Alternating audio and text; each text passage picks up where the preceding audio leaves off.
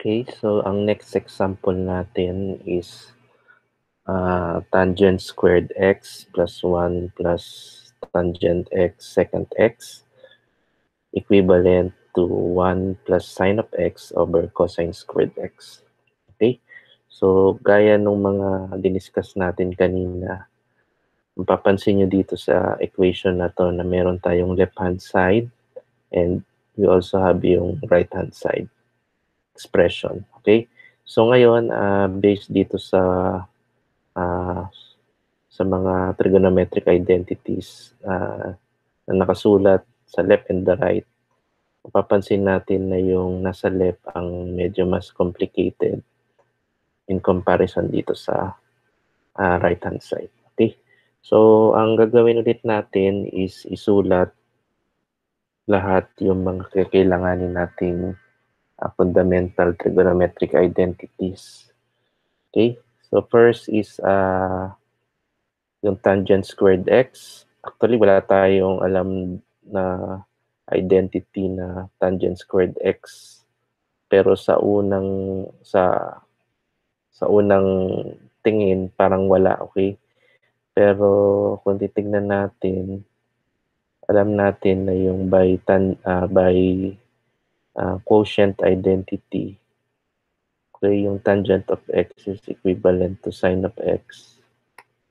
Okay, so sine of x over cosine of x. Okay, so by quotient identity.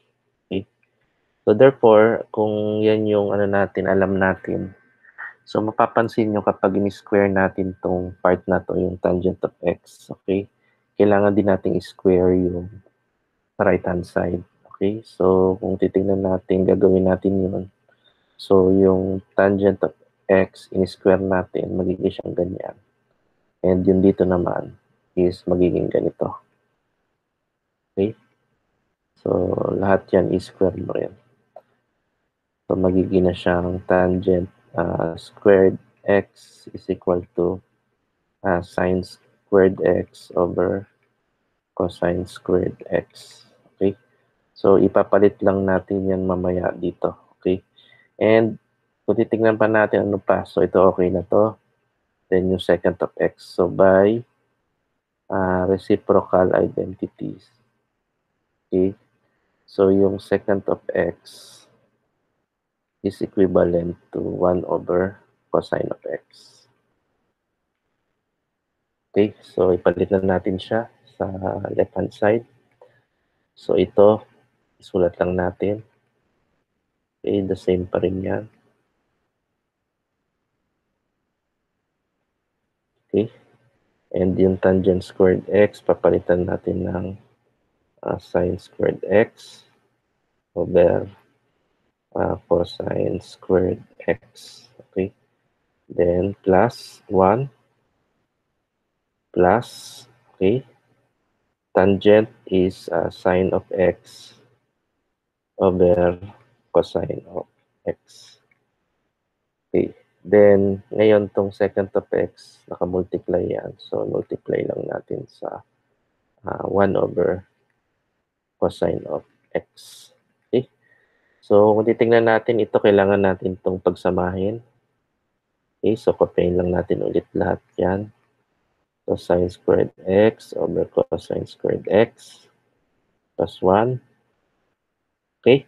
So, plus, multiply lang. So, dalawang fraction.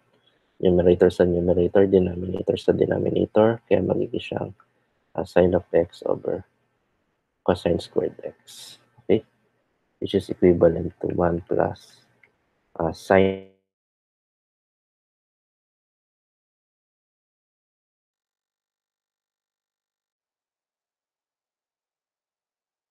Kung titignan natin yan, para rin yung equivalent sa 1 over 1. Okay? So, lumalabas mga fraction sila. And yung LCD natin ngayon dyan is equivalent to cosine squared x. Okay? So, lalabas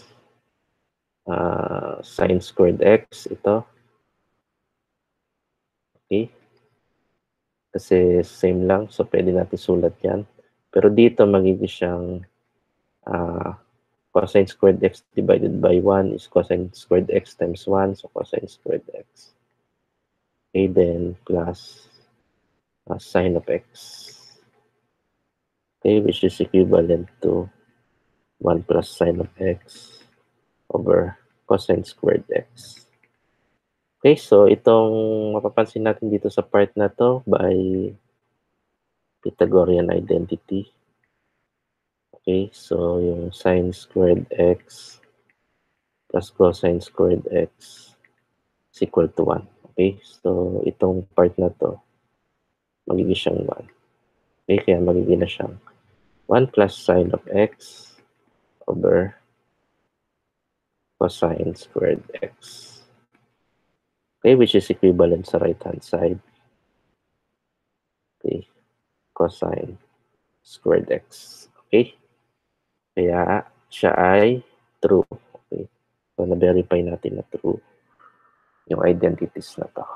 Okay, so yun lang. Thank you. See you again sa next example.